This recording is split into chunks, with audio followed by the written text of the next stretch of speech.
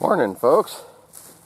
Gonna be another hot, dry, fairly miserable day. Oh man, I'm so far behind. We've got an English horse show in the morning. I'm not really positive where that's at, if it's in the 4-H arena or in the indoor barn. This thing is working out pretty well. The other day I put a hose on the trees and I forgot about it, and it dwindled down probably about as high as this one. But then overnight it's full again. So it's not running our well down, and that's kind of was the whole goal of this. Let's see, grab that a little bit better. But so far it seems to be working. This little tree here, I planted 4 of them this spring. This is the lone survivor.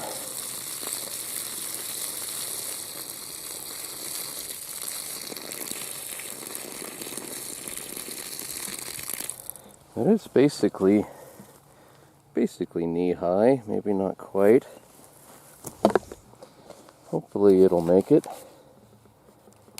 Need to get a few more. But anyway, for today, like I say, first thing I gotta do is change the oil in the fuel filter in that water truck. I'm not looking forward to that. I've never messed with that, and I should have by now. The guy we got it from told me that you wouldn't need to do it for several years. It holds 10 gallons of oil or so, and you don't need to do it very often. I don't like that idea. I think it needs to be done every year. You know, motor oil, especially in a diesel, breaks down over time. They say, you know, so many miles or every 6 months, and it's been longer, quite a bit longer. So today that's the first thing on the list, and then it's back to running around with that little tractor with the chopper on it and get as much of that chopped off as possible, and as far as weeds go. And then I'm down to the push mower one, and I gotta get on that fence. That's what I bought that auger for. So this hitch rail, it turned out okay. My cuts could have been maybe a little bit tighter here. That one's got more of a gap in it. But it feels reasonably solid. It has a small amount of wiggle to it. Like I say, it's not going to get a whole lot of use other than Ron's horse and that burrow. I used rebar. I drilled a hole through here and used small rebar and about 10 inches long to nail it in there, and then the last 1.5 inches or so I folded over. And there's my phone. I haven't caught any more pack rats or seen any sign of them, but Cindy says this room here, whoops, there goes one of them, 2 of them actually, she's been seeing some mouse sign. So set up my mouse buffet here. You got a mouse problem, this takes care of them in a big hurry.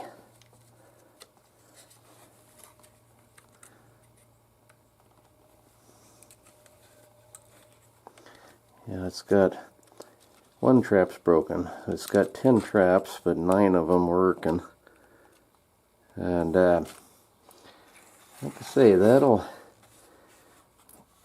collect a lot of mice if there's a lot of mice around to collect. And best of all, screwed onto that 2x4 like that, they can't drag them off in a no man's land where you can't find them and you gotta sniff them out. So that's always fun. These pipes are a pain. You know, that one down there, the flap valve inside of it's not sealing. Leaking way too much water. That won't ever pressure up like that. This thing's a 1/4 mile long. Probably a little more. Oh, there, that one's finally did seal. A lot of times it's not really sealing very well. See how it's pulsing over there?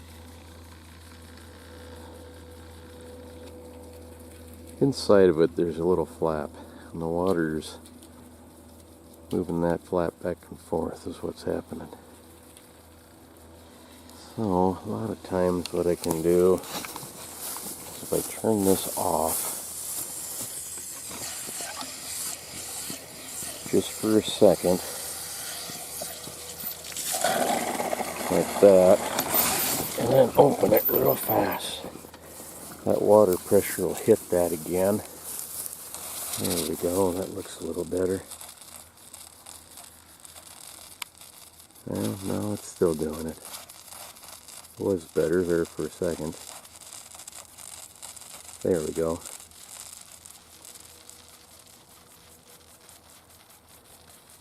The bad thing is the further away you get from the pump and the valve, the less water pressure you got and the harder those are to seal.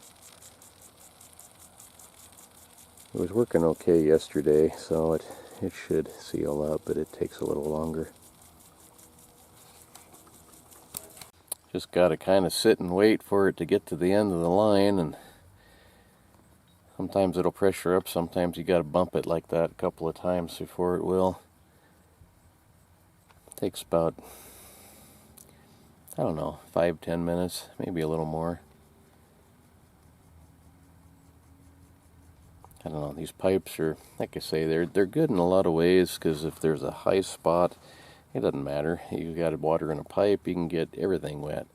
If you're flood irrigating, you got a high spot and you flood the rest of it, it's kind of a little island where it stays dry. And pipes are, I don't know if they're more efficient or not. They probably are, really. The flood irrigating would take more water, but there's no electricity and there's no real maintenance. You got to get canvas dams and things to put in the ditch, but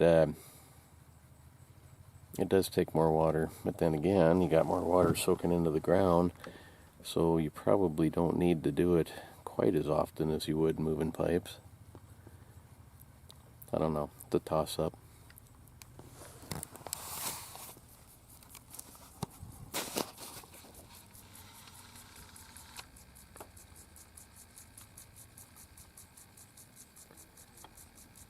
Some of these sprinklers in this field I have plugged on purpose because this field gets so much water anyway. Most of the time it's kind of a swamp.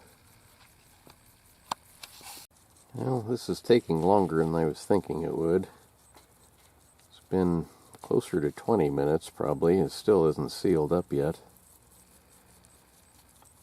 Getting hot out here.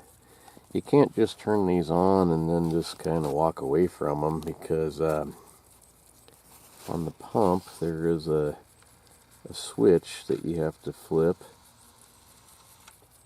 for low pressure. If it runs out of water or something goes wrong, it's supposed to turn the pump off.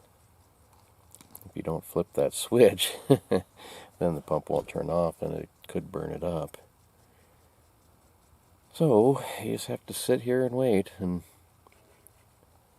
I've bumped this a couple of times. I might have to do it a couple more. Should be pretty close, I hope. Got things to do, dang it. It's getting hot. There we go. That looks like it finally worked. Alright. Changed the oil in the water truck.